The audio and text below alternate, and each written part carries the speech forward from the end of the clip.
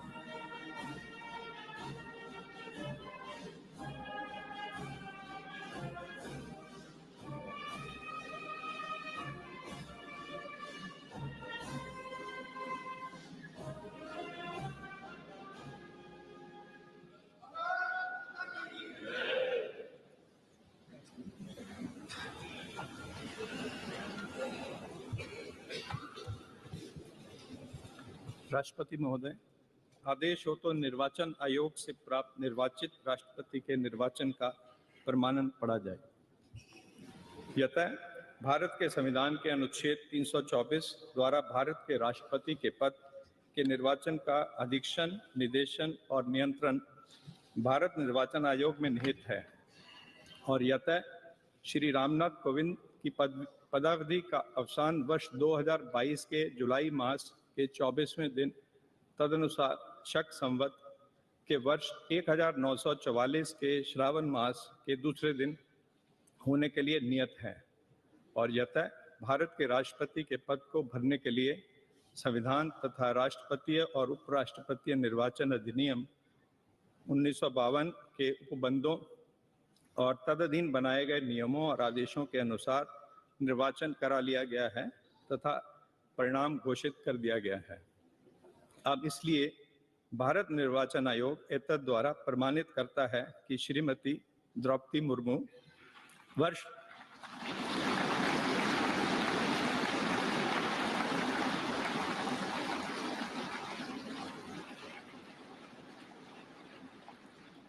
2022 के जुलाई मास के 21वें दिन तदनुसार शक संवत के वर्ष 1944 के आषाढ़ मास के 30वें दिन भारत के राष्ट्रपति पद के लिए सम्यक रूप से निर्वाचित हो गई हैं।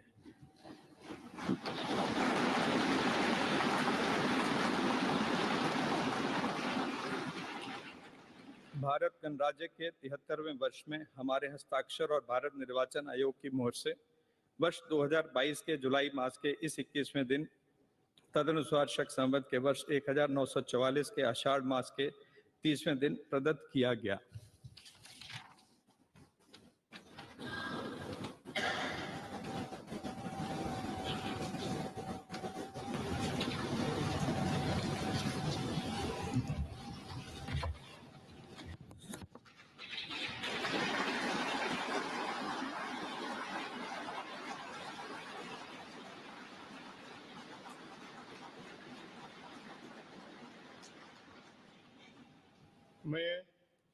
मैं द्रौपदी मुर्मू ईश्वर की शपथ लेता हूँ कि मैं श्रद्धापूर्वक भारत के राष्ट्रपति के पद का कार्यपालन करूंगी। भारत के राष्ट्रपति पद का कार्यपालन करूंगी तथा अपनी पूरी योग्यता से तथा अपनी पूरी योग्यता से संविधान और विधि का संविधान और विधि का परिरक्षण, संरक्षण और प्रतिरक्षण करूंगी परिरक्षण, संरक्षण और प्रतिरक्षण करूंगी और मैं भारत की जनता की सेवा और मैं भारत की जनता की सेवा और कल्याण में निरत रहूंगी। और कल्याण में निरत रहूंगी।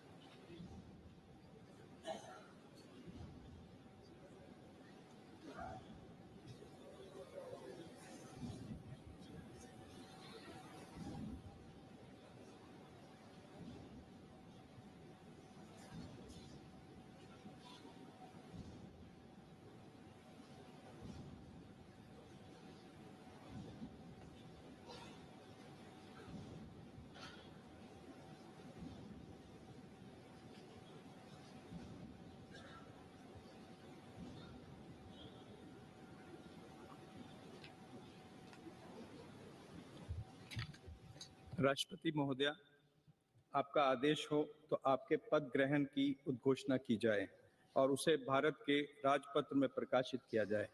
इसकी सूचना प्रमुख सेना केंद्रों तथा विदेश स्थित सभी भारतीय मिशनों, राज्य सरकारों तथा संघ शासित प्रदेशों क्षेत्रों के प्रशासकों को भेजी जाए। भारत सरकार के सभी मंत्रालयों और विभागों को भी सूचना तथा आवश्यक आदेश जारी करने हेतु भेजा जाए।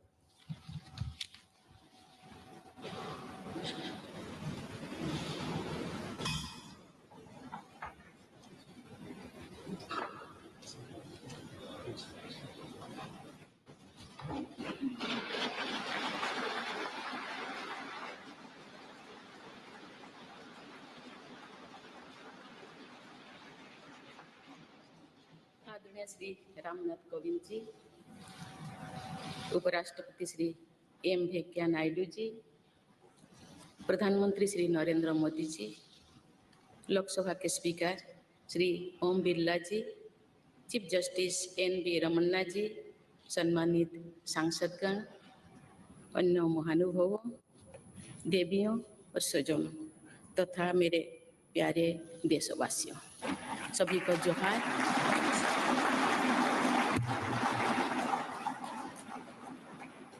भारत के सर्वोच्च संवैधानिक पद पर निर्वाचित करने के लिए मैं सभी सांसदों और सभी विधानसभा सदस्यों का हार्दिक आभार व्यक्त करती हूँ। आपका मत देश के करोड़ों नागरिकों के विश्वास की अभिव्यक्ति है।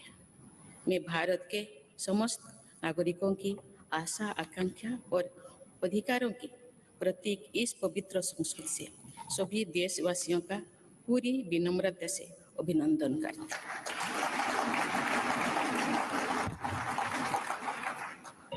आपकी आत्मीयता, आपका विश्वास और आपका सहयोग मेरे लिए इस नए दायित्व का निभाने में मेरी बहुत बड़ी ताकत रहेगी।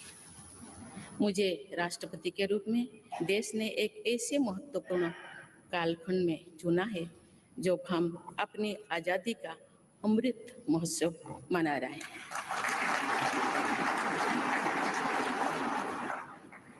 आज से कुछ दिन बाद ही देश अपनी स्वाधीनता के 75 वर्ष पूरी करेगा।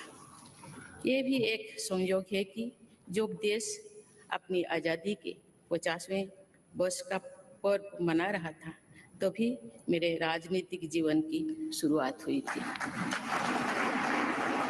और आज आज़ादी के 75वें वर्ष में मुझे ये नया दायित्व मिला है। इस ऐतिहासिक समय में जब भारत अगले 25 वर्षों के विजन को हासिल करने के लिए पूरी ऊर्जा से जुटा हुआ है, मुझे ये जिम्मेदारी मिलना मेरा बहुत बड़ा सौभाग्य है। मैं देश की ऐसी पहली राष्ट्रपति भी हूँ जिसका जन्म आज़ाद भारत में हुआ है। हमारे स्वाधीनता सेनानियों ने आज़ाद हिंदुस्तान के हम नागरिकों से जो अपेक्षाएं की थी उनकी पूर्ति के लिए इस अमृत काल में हमें तेज गति से काम करना होगा। इन 25 वर्षों में अमृत काल की सिद्धि का रास्ता 2 पटरी पर आगे बढ़ेगा, सबका प्रयास और सबका कर्तव्य। भारत के उज्जवल भविष्य की नई विकास यात्रा हमें सबके प्रयास से करनी है, कर्तव्य पथ पर चलते हुए करनी ही है। कल यानी 26 जुलाई को कारगिल विजय दिवस भी है। ये दिन भारत की सेनाओं के शौर्य और संयम दोनों का ही प्रतीक है। मैं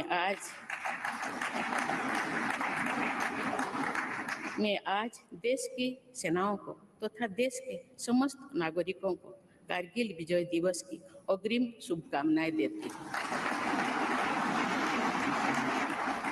देवियों और स्वजनों, मैंने अपनी जीवन यात्रा पूर्वी भारत में ओडिशा के एक छोटे से आदिवासी गांव से शुरू की थी। मैं जिस पृष्ठभूमि से आती हूँ वहाँ मेरे लिए प्रारंभिक शिक्षा प्राप्त करना भी एक सपने जैसा ही था, लेकिन अनेक बाधाओं के बावजूद मेरा संकल्प दृढ़ रहा और मैं कॉलेज जाने वाली अपने गांव की पहली बेटी थी।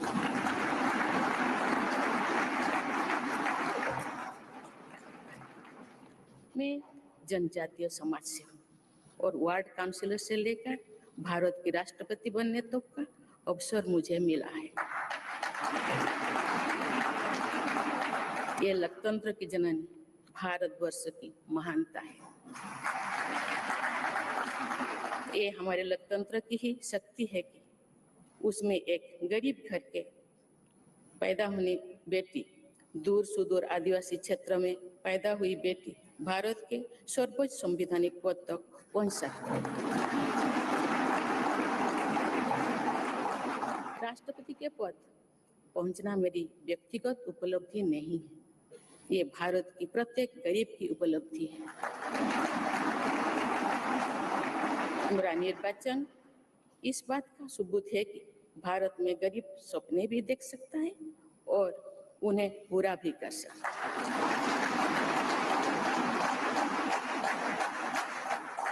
और ये मेरे लिए बहुत संतोष की बात है कि जो सदियों से वंचित रहे, जो जीवन विकास के लाभ से दूर रहे, वे गरीब, दलित, पिछड़े तथा आदिवासी मुझे ये अपना प्रतिबिंब देख सकते हैं।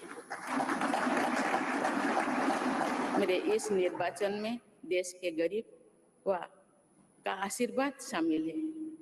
देश की करोड़ों महिलाओं और बेटियों के सपनों और सामर्थ्य की झलक है। मेरे इस निर्वाचन में पुराने लीग से हटकर नए रास्ते पर चलने वाले भारत के आज के युवाओं का साहस भी शामिल है। ऐसे प्रगतिशील भारत का नेतृत्व करते हुए आज मैं खुद को गौरवान्वित महसूस कर रही हूँ।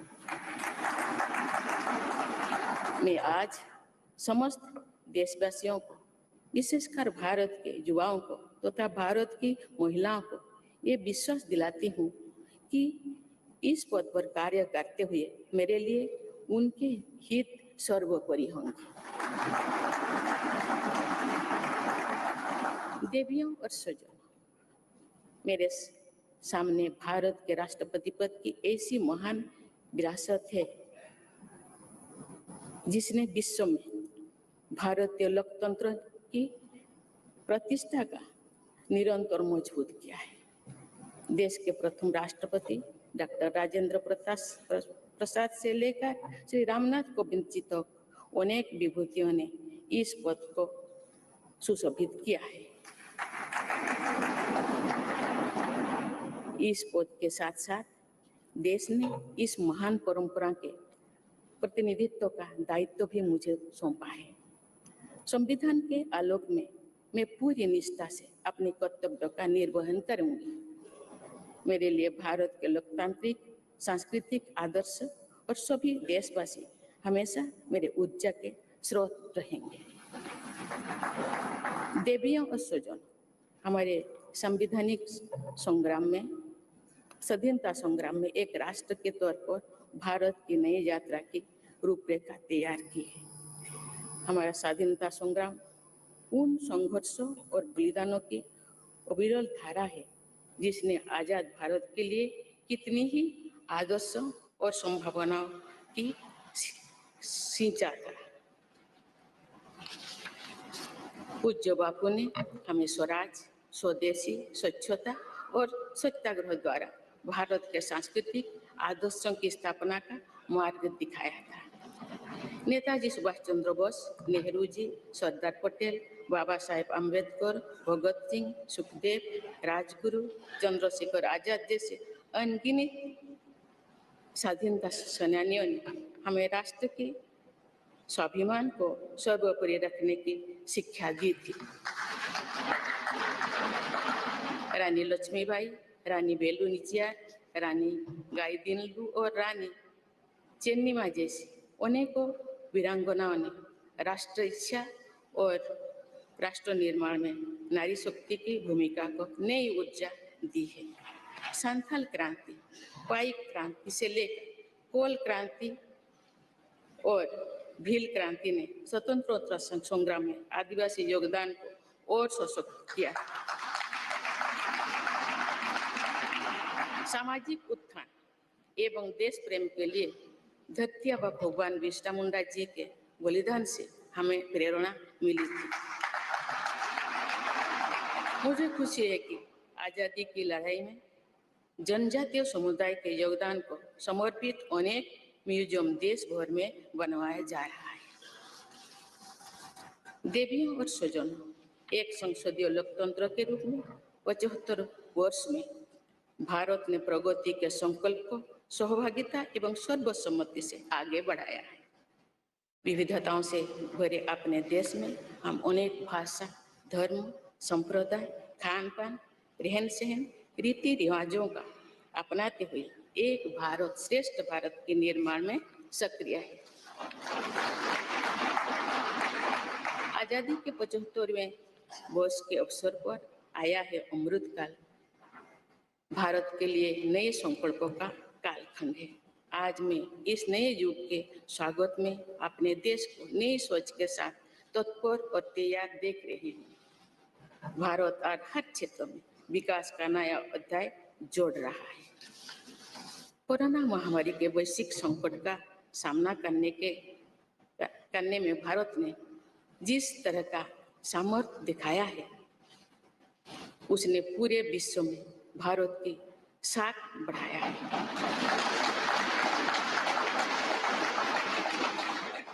हम हिंदुस्तानियों ने अपने प्रयासों से न सिर्फ इस वैश्विक चुनौती का सामना किया, बल्कि दुनिया के सामने नई मापदंड भी स्थापित की। कुछ दिन पहले भारत ने कोरोना वैक्सीन की 200 करोड़ डोज लगाने का कीर्तिमान बनाया था। इस पूरी लड़ाई में भारत के लोगों ने जिस संयम, साहस और सहयोग का परिचय दिया, वो एक समाज के रूप में हमारी बढ़ती हुई शक्ति और संवेदनशीलता का प्रतीक है। भारत ने इन मुश्किल हालात में न केवल खुद को संभाला बल्कि दुनिया की मदद भी की। कोरोना महामारी से बने माहौल में आज दुनिया भारत को नए विश्वास से देख रही है। दुनिया की आर्थिक स्थिरता के लिए, सप्लाई चेन की सुगमता के लिए और वैश्विक शांति के लिए दुनिया को भारत से बहुत उम्मीदें हैं। आगामी महीनों में भारत अपनी अध्यक्षता में G20 ग्रुप की मेजबानी भी करने जा रही है। इसमें दुनिया के 20 बड़े देश भारत की अध्यक्षता में वैश्विक विषयों पर मंथन करेंगे। मुझे विश्वास है भारत में होने वाले इस मंथन से जो निष्कर्ष और नीतियां निर्धारित होंगे, उनसे आने वाले दशकों की दिशा तय होगी। देवियों और स्वजनों, दशकों पहले मुझे रायरंगपुर में श्री अरबिंदो इंटीग्रल स्कूल में शिक्षक के रूप में कार्य करने का अवसर मिला था। कुछ ही दिनों के बाद श्री अरबिंदो जी की 150वीं जन्म जयंती मनाई जाएगी। शिक्षा के बारे में श्री अरबिंदो के विचारों ने मुझे निरंतर प्रेरित किया है। जनप्रतिनिधि के रूप में विभिन्न पदों पर कार्य करते हुए और फिर राज्यपाल के रूप में भी मेरा शिक्षण संस्थानों के साथ सक्रिय जुड़ाव रहा है। मैंने देश के युवाओं के उत्साह और आत्मबल को करीब से देखा है। हम सभी के श्रद्धेय अटल जी कहा करते थे कि देश के युवा जब आगे बढ़ते हैं तो वे सिर्फ अपने ही भाग्य नहीं बनाते बल्कि देश का भी भाग्य बनाते हैं।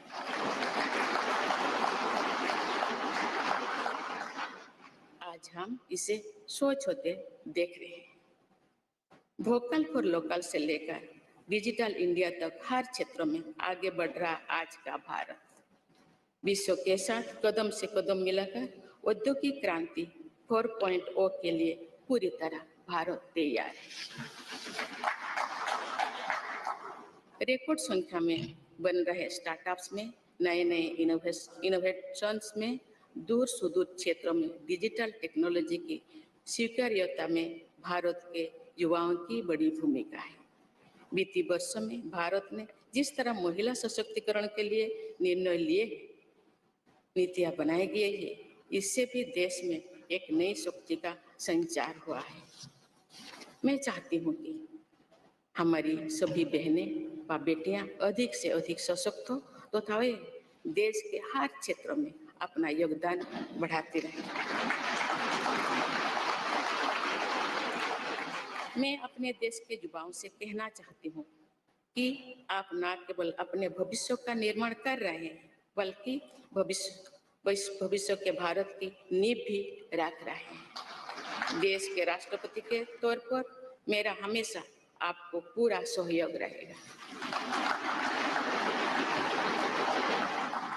देवियों और स्वजनों, विकास और प्रगतिशीलता का अर्थ निरंतर आगे बढ़ना होता है, लेकिन साथ ही अपने अतीत का ज्ञान भी उतना ही आवश्यक है। आज जब विश्व सस्टेनेबल प्लैनेट की बात कर रहे हैं तो उसमें भारत की प्राचीन परंपराओं, हमारे अतीत की सस्टेनेबल लाइफस्टाइल की भूमिका और बढ़ जाती है।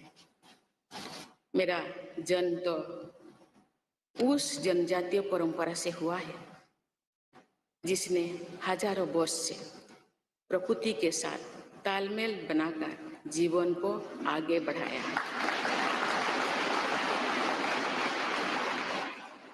मैंने जंगल और जलाशयों के महत्व को अपने जीवन में महसूस किया है। हम प्रकृति से जरूरी संसाधन लेते हैं और उतनी ही श्रद्धा से प्रकृति से सेवा भी करते हैं। यहाँ संवेदनशीलता का आज वैश्विक अनिवार्यता बन गया है। मुझे इस बात की प्रसन्नता है कि भारत पर्यावरण संरक्षण के क्षेत्र में विश्व का मार्गदर्शक बन रहा है। देवियों और स्वजन, मैंने अपने अब तक के जीवन में जन सेवा में ही जीवन की सार्थकता को अनुभव किया है। श्री जगन्नाथ क्षेत्र के एक प्रख्यात कवि भीम भोई जी की कविता की एक पंक्ति है, मो जीवन पचे नर के पड़ी था जगत उद्धार।